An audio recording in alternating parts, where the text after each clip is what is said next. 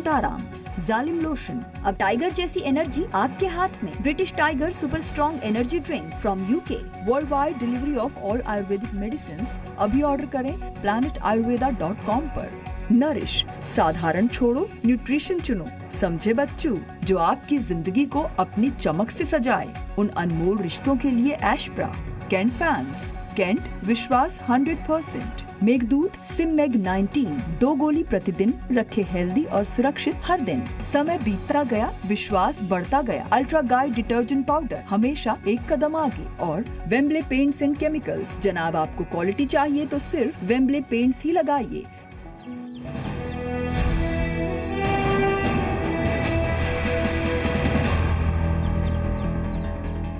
नमस्कार जी, उत्तर प्रदेश उत्तराखंड देख रहे हैं आप। आपके साथ मैं हूं दिव्या तिवारी। खबरों की शुरुआत करेंगे बड़ी सियासी खबर के साथ।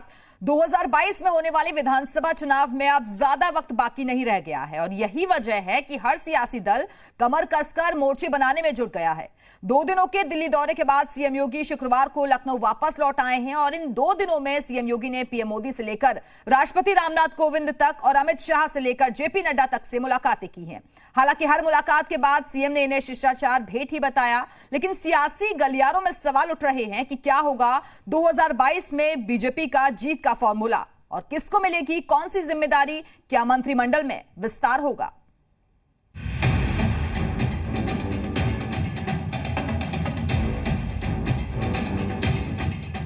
उत्तर प्रदेश में 2022 में होने वाले विधानसभा चुनाव के लिए सियासी तैयारियां शुरू हो गई हैं। सरकार के मुखिया लगातार बैठकों पर बैठकें कर रहे हैं। दिल्ली दौरे के दूसरे दिन सीएम योगी आदित्यनाथ ने पहले प्रधानमंत्री मोदी और फिर पार्टी के राष्ट्रीय अध्यक्ष जेपी नड्डा से मुलाकात की। पीएम से सीएम योगी की मुलाकात करीब 1.5 घंटे तक चली। पहले ही केंद्रीय गृह मंत्री अमित शाह से भी सीएम योगी ने करीब 1.5 घंटे तक मुलाकात की थी। सियासी गलियारों में योगी की आलाकमान से मुलाकात के कई मायने निकाले जा रहे हैं, मगर जानकार बताते हैं कि कोरोना में सरकार की छवि, संभावित मंत्रिमंडल विस्तार और अगले साल होने वाले विधानसभा चुनावों को लेकर ही सीएम योगी आलाकमान से मिलने दिल्ली पहुंचे थे। हालांकि प्रधानमंत्री अमित शाह और जेपी नड्डा से मुलाकात के बाद सीएम ने ट्वीट कर इन मुलाकातों को शिष्टाचार भेंट ही बताया। उधर योगी की आलाकमान से मुलाकात के बाद से विपक्ष बीजेपी पर हमलावर है। पूर्व सीएम अखिलेश यादव ट्वीट के जरिए सीएम की मुलाकातों को दिल्ली दरबार में भटकना बता रहे हैं। उन्होंने लिखा, पद भिक्षा की खातिर देश के सबसे बड़े सूबे के सूबेदार दुर्दिन ऐसे आए, दर दर भटक रहे हैं वो दिल्ली के दरबार। अब तक बीजेपी की तरफ से मुलाकातों को शिष्टाचार भेंट ही बताया गया, लेकिन विपक्ष इसमें अपना सियासी माइलेज तलाश रहा है। वैसे उत्तर प्रदेश में संभावनाएं कई हैं। उनमें से सबसे अहम है कैबिनेट विस्तार।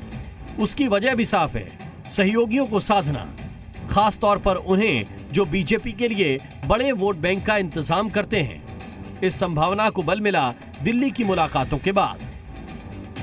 अपना दल की अध्यक्ष अनुप्रिया पटेल और फिर उसके बाद निषाद पार्टी से संजय निषाद ने भी अमित शाह से मुलाकात की थी। खबर यह है कि अपना दल और निषाद पार्टी सरकार में भागीदारी न मिलने से नाराज हैं और उन्हें साधने के लिए मंत्री पद भी दिया जा सकता है।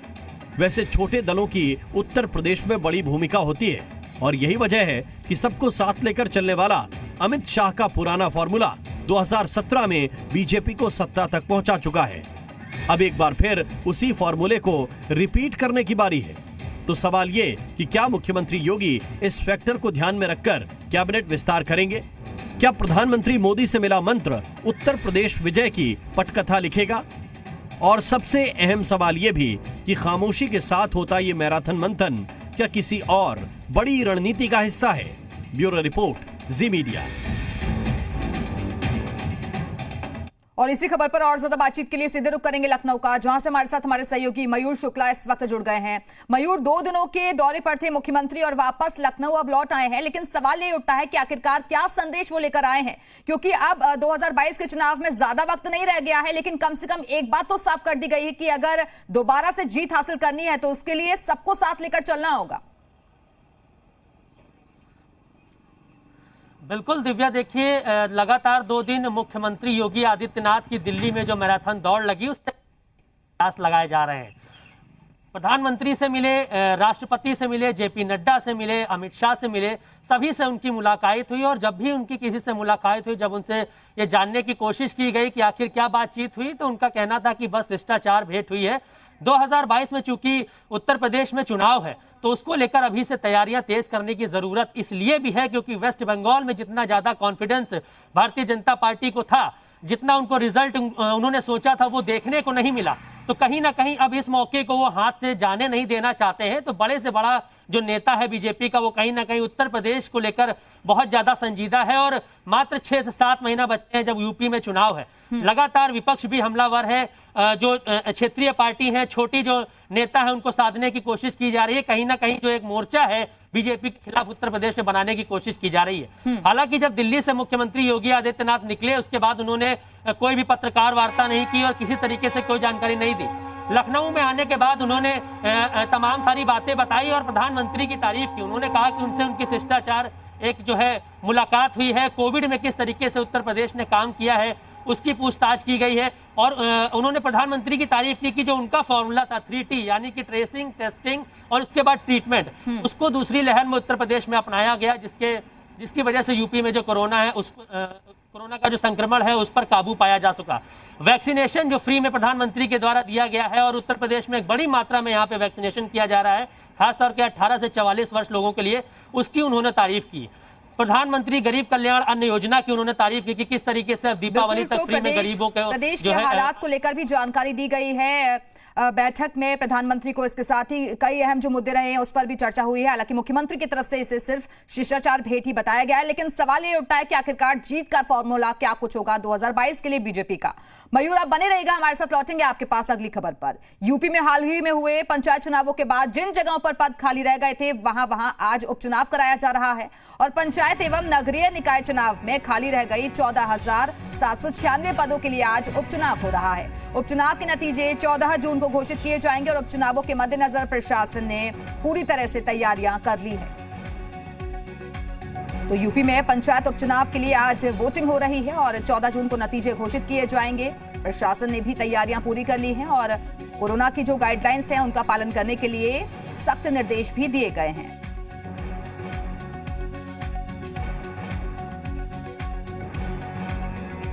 तो इस वक्त की बड़ी खबर, 73 जिलों में शाम 6 बजे तक उपचुनाव के लिए वोटिंग होगी। 14,796 पदों पर आज उपचुनाव कराया जा रहा है।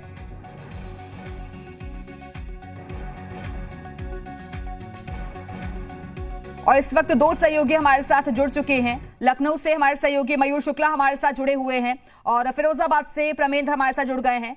सबसे पहले प्रमेंद्र के पास ही चलते हैं। प्रमेंद्र, आप किस सेंटर पर मौजूद है और वहां कैसी तैयारियां देख पा रहे हैं? जी बिल्कुल, मैं बता दूं कि आज जिस तरह से जो ये जो ग्राम पंचायत के जो सदस्य का जो चुनाव होना है, उसमें मैं अभी एक इंदुमई जो पोलिंग बूथ है, शुकाबाद ब्लॉक का ये पोलिंग बूथ है, यहाँ पर मैं खड़ा हूँ। हालांकि अभी क्योंकि ये पंचायत के सदस्य का चुनाव है तो इसमें कोई जैसी गहमा गहमी नहीं है और यहाँ मात्र 2 कैंडिडेट हैं और 2 कैंडिडेटों के बीच में 170 जो यहाँ के वोटर हैं वो उसके भाग्य का फैसला करेंगे। तो निश्चित तौर पर जहाँ मैं खड़ा हूँ वहाँ अभी सरगर्मियाँ कोई तेज नहीं हुई है, ना अभी किसी भी वोटर के आने की अभी प्रक्रिया चालू हुई है, क्योंकि 7 बजे का टाइम हो चुका है और 7 बजे से लेकर और शाम 6 बजे तक ये प्रक्रिया पूरी होनी है। कि अगर कि मैं पूरे जिले की बात करूं तो यहाँ लगभग 3300 वोट ऐसे सदस्य ऐसे थे जिनका चुनाव जो अप्रैल में जो चुनाव हुए थे स्तरीय पंचायत चुनाव, उसमें इनके फैसला नहीं हो पाया था, इन्होंने नामांकन नहीं किया था, ये जगह खाली रह गई थी। उसके बाद जब 3 जून से जब इसकी नामांकन की 6 जून से प्रक्रिया चालू हुई थी तो उसमें कई जो ऐसे थे करीब 3300 वोट ऐसे थे जो क्या बोलते हैं फिर निर्विरोध चुन लिए गए थे। और लेकिन आज यदि हम बात करें तो पूरे जिले में केवल और केवल 4 ब्लॉकों में 94 जो ग्राम पंचायत सदस्य हैं उनके लिए यहाँ वोटिंग होगी और लगभग 20,000 से ज्यादा मतदाता हैं वो आज अपने मतदान का प्रयोग करेंगे। तो अब देखेंगे कि जैसे क्योंकि इसमें यही बात है कि ये इस जो ये पद है इसके लिए कोई संजीदा नहीं है, कोई जागरूक नहीं रहता है, इसलिए ये दिक्कतें आती हैं। क्योंकि इसकी कोई माने वो क्योंकि बीटीसी चुन के जाते हैं वो ब्लॉक अध्यक्ष का चुनाव करते हैं, जो जिला पंचायत सदस्य चुन के जाते हैं वो जिला अध्यक्ष का फैसला करते हैं, लेकिन ये एक पद ऐसा होता है जिसमें किसी का फैसला नहीं करना होता है। हालांकि गांव की सबसे छोटी सरकार जो होती है उसके ये नुमाइंदे होते हैं, उसके ये सदस्य होते हैं। लेकिन उसके लिए जब जिस तरह बिल्कुल से जो प्रवीण, आप आप बने पढ़े रहिएगा, लिखे हमारे साथ लौटेंगे आपके पास। मयूर के पास चलते हैं, हमारे साथ जुड़े हुए हैं मयूर भी। मयूर, क्योंकि जिन सीटों पर जो पद खाली रह गए थे उन पर आज उपचुनाव हो रहे हैं, ऐसे में वही मुद्दे बार बार जो निकलकर सामने आते थे, चाहे वो कैंडिडेट से जुड़ा हुआ हो या फिर धर्म जाति को लेकर मुद्दे रहे हो, लेकिन वो सब पीछे छूट जाते हैं क्योंकि विकास ही लोग चाहते हैं, और यही मुद्दा इन चुनावों में भी नजर आ रहा है।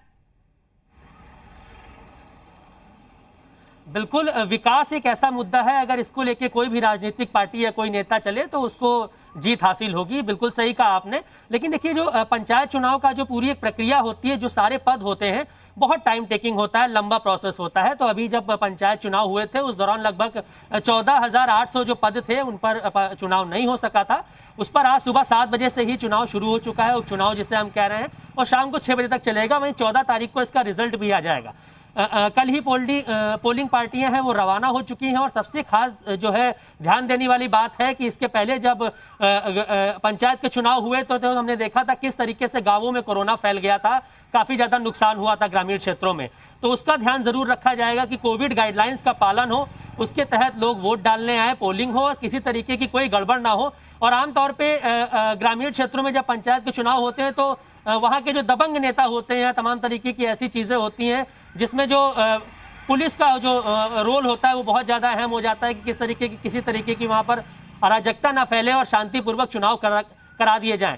फिलहाल अभी 7 बजे से चुनाव शुरू हो गए हैं, शाम को 6 बजे तक चुनाव होंगे, 14 को रिजल्ट आना है। लेकिन जो आपने बात कही कि जाति और धर्म से ऊपर उठ के कहीं ना कहीं अब विकास बड़ा मुद्दा बन गया है। अब लोगों को इस बात को समझने की जरूरत है कि जो विकास है कहीं ना कहीं वो बहुत जरूरी है। कोरोना काल में देखा लोगों ने किस तरीके से लोगों ने अपनी जानें गंवा दी और किस तरीके से जो चीजें थी वो सफिशिएंट लोगों तक नहीं पहुंच पाई और लोगों ने अपनी जान गंवा दी। तो वो जरूरी है कि लोग आपस में किस तरीके से रहते हैं और कहीं ना कहीं अगर विकास होता है, गांवों में लोग शिक्षित होते हैं, उनके तक वो चीजें पहुंच पाती हैं। कोरोना में किस तरीके से रहना है, उसकी गाइडलाइंस किस तरीके की फॉलो करनी है, वो सब में आपस में बातचीत करने की ज्यादा जरूरत है। साथ काम जो है वो कर रहा है, इसी वजह से उत्साह भी देखा जा रहा है लोगों में। और क्योंकि अभी दिन की शुरुआत हुई है और धीरे धीरे ये जो सिलसिला है शाम 6 बजे तक जारी रहेगा और विकास एक अहम मुद्दा निकलकर सामने आ रहा है। बहुत बहुत शुक्रिया आप दोनों का हमारे से जुड़ने के लिए और ये जानकारियां देने के लिए। आगे बढ़ते हैं। मथुरा में आज होगी बीजेपी की 1 दिवसीय बैठक और बैठक में ब्रज क्षेत्र के 18 जिलों के पदाधिकारी शामिल होंगे। बैठक में यूपी चुनाव की रणनीति को लेकर चर्चा होगी। कार्य समिति के सदस्य और जिले के प्रभारी भी मौजूद रहेंगे। बैठक में प्रदेश संगठन महामंत्री सुनील बंसल भी मौजूद रहेंगे। वृंदावन केशव धाम में सुबह 11 बजे से शुरू होगी बैठक। तो इस वक्त की बड़ी खबर मथुरा से, जहां बीजेपी की 1 दिवसीय बैठक बुलाई गई है। बैठक में ब्रज क्षेत्र के 18 जिलों के पदाधिकारी शामिल होंगे। यूपी चुनाव की रणनीति को लेकर ये बैठक काफी अहम मानी जा रही है। और चलिए सीधे रुख करेंगे कन्हैया का, मथुरा से हमारे साथ जुड़ चुके हैं। कौन कौन इस बैठक में पहुंचेगा, क्या तैयारियां और एजेंडा क्या कुछ रहने वाला है कन्हैया इसको लेकर? देखिए, वृंदावन के केशव धाम में बैठक आयोजित हो रही है और ये बैठक ऐसा नहीं है कि पहली बार या इस तरीके की बैठक आयोजित हो रही है। 2012 और 17 में भी इसी बैठक का दौर रखा गया था और खुद संघ प्रमुख बैठक में मौजूद रहे थे। तमाम संघ के और पार्टी के कार्यकर्ता और पदाधिकारी भी मौजूद रहे थे। तो एक, क्योंकि जिस तरीके से सीएम योगी का कल दौरा देखने को मिला, जहां पर प्रधानमंत्री और पार्टी के अध्यक्ष से उन्होंने मुलाकात की, तमाम लोगों से मुलाकात की, तो ये मुलाकात उससे आप जोड़कर देख सकते हैं। मथुरा में संघ के पदाधिकारी और आरएसएस के साथ साथ पार्टी के जो अधिकारी हैं, पदाधिकारी, वो भी मौजूद रहेंगे। इसमें सुनील बंसल और तमाम यहाँ पर कृष्ण गोपाल जी जो संघ के मुलाकात करेंगे। जो पार्टी के कार्यकर्ता हैं, संघ के जो कार्यकर्ता हैं, जो जमीन पर जुड़े रहते हैं, जो भारतीय जनता पार्टी के लिए आगामी चुनाव में वोट बैंक जुटाने का काम करेंगे, उसको लेकर कई बातें यहाँ पर रहेंगी। काफी गुप्त बैठक रखी गई है, मीडिया को अंदर एंट्री नहीं है। लेकिन 1 दिवसीय इस बैठक में 18 जिलों से यहाँ पर संघ के लोग आ रहे हैं। तो काफी अहम ये बैठक है और इसको आगामी चुनाव से जोड़कर देखा जा रहा है। क्योंकि बता दें कि भारतीय जनता पार्टी और संघ की जो रूपरेखा है वो वृंदावन से बनकर तैयार होती है। पहले भी चुनाव में देखा गया कि मथुरा में, वृंदावन में, केशव धाम में ही एक बड़ी बैठक की गई, जहां संघ प्रमुख और भारतीय जनता पार्टी के तमाम बड़े नेता और पदाधिकारी मौजूद रहे। तो काफी अहम बैठक है जो केशव धाम में 11 बजे के बाद से शुरू होगी, तमाम जो संघ के बिल्कुल, तो पदाधिकारी 11 बजे इस नेता बैठक हैं, की वो शुरुआत होगी और देर रात यहाँ पर 2022 जुटने चुनाव से जोड़कर भी इस बैठक को देखा जा रहा है। आगे की रणनीति तय की जाएगी। बहुत बहुत शुक्रिया आपका कन्हैया, हमारे साथ जुड़ने के लिए और ये जानकारियां देने के लिए। आगे बढ़ते हैं। लखनऊ में केंद्रीय पर्यटन मंत्री प्रहलाद सिंह पटेल ने प्रेस कॉन्फ्रेंस कर योजनाओं को पूरा करने के बारे में जानकारी दी है। इस दौरान उन्होंने कहा कि कई विकास योजनाओं को इसी साल नवंबर से पहले पूरा कर लिया जाएगा। उन्होंने कहा कि केंद्र से भी विकास कार्यों के लिए मदद मिल रही है। 125 करोड़ केंद्र सरकार ने यूपी सरकार को दिए हैं और जिससे घाटों के सौंदर्यीकरण जैसे काम किए जाएंगे। इतना ही नहीं, यूपी सरकार ने भी धार्मिक स्थलों के लिए प्लान तैयार किया है। और उसमें जो योजनाएं 2021 के कुछ महीने मार्च से 2022 तक पूरी होनी थी, उस टाइमलाइन को भी कम किया और सारी की सारी उत्तर प्रदेश में चलने वाली प्रसाद उत्तर प्रदेश दर्शन की योजनाएं वो नवंबर 2021 के पहले पूरी हो जाएंगी। सामान्यतः धार्मिक पर्यटक स्थलों पर इसके पहले, जब मोदी जी प्रधानमंत्री बने थे, इसके पहले कभी भी कोई काम होता नहीं था। ये सबसे महत्वपूर्ण बात है। लेकिन इस पूरे वर्षों में लगभग 125 करोड़ से ज्यादा रुपए उत्तर प्रदेश सरकार को दिए गए। उत्तर प्रदेश सरकार ने लगभग उतनी ही राशि उसमें मिलाकर एक बेहतर काम किया है, एक बेहतर मॉडल प्रस्तुत किया है। मथुरा में जल शक्ति मंत्री महेंद्र सिंह ने विभिन्न परियोजनाओं का निरीक्षण किया और जिसके बाद अधिकारियों से कटान को लेकर किए जा रहे कार्य की रिपोर्ट मांगी। इस दौरान अधिकारियों ने जल्द ही काम को पूरा करने का भरोसा दिया। मंत्री महेंद्र सिंह ने बताया कि पहले प्रदेश में करीब 15 लाख हेक्टेयर जमीन का कटान बाढ़ के दौरान होता था, जो कि 2019-20 में घटकर 12,25,000 हेक्टेयर और 2020-21 में 6,886 हेक्टेयर रह गया है। जल शक्ति मंत्री ने कहा कि मुख्यमंत्री योगी आदित्यनाथ की मंशा है कि ये कटान शून्य हो जाए। आदित्यनाथ जी ने, माननीय मुख्यमंत्री जी ने एक ऐतिहासिक फैसला लिया है। सारे नियम कानूनों में परिवर्तन करते हुए अब वो पैसा जनवरी माह में रिलीज किया है। पहले जब मार्च और अप्रैल में पैसा रिलीज होता था, मई में टेंडर होता था और जून में बरसात आ जाती थी, कोई काम नहीं हो पाता था। लेकिन अब जनवरी में पैसा रिलीज होने के कारण से अभी मैं यहाँ पर भी काम देखा हूँ और इसके पहले वहाँ जो मंदिर के बगल में घाट बन रहा, वहाँ कटान हो रही थी, उसको भी देख करके आ रहा हूँ। लगभग सारे काम वहाँ के कटान के पूरे हैं। मथुरा में 23 करोड़ के छात्रवृत्ति घोटाले में फंसे 67 आईटीआई से रिकवरी शुरू हो गई है और अब तक 3 संस्थानों से वसूली भी की जा चुकी है, जबकि अन्य को नोटिस जारी किया गया है। हालांकि बताया जा रहा है कि कोरोना संक्रमण के चलते संस्थानों ने नोटिस रिसीव नहीं किए हैं। आपको बता दें कि 2015-16 से 2019-20 तक चिन्हित आईटीआई कॉलेजों पर 23 करोड़ रुपए की छात्रवृत्ति घोटाले का आरोप है। पुलिस अपनी जांच कर रही है। इस कार्यालय द्वारा 67 संस्थाओं को वसूली का नोटिस 22 करोड़ 98 लाख रुपए का भेजा गया है, जिसमें से लगभग 4 लाख रुपए की वसूली अब तक हुई है। कोरोना के कारण बहुत सी संस्थाएं बंद होने के कारण नोटिस हमारी वापस आ गई है, पुनः उनको भेजा जाएगा। आईटीआई के कुछ फर्जी संस्थाओं द्वारा कुछ अदर स्टेट के छात्रों को दिखा करके कुछ मार्कशीट फर्जी लगा करके इस तरह से घोटाला किया गया। तो इसी खबर के साथ फिलहाल यहां रुकेंगे एक छोटे से ब्रेक के लिए, लेकिन ब्रेक के बाद देखिए उत्तराखंड से जुड़ी हुई खबरें।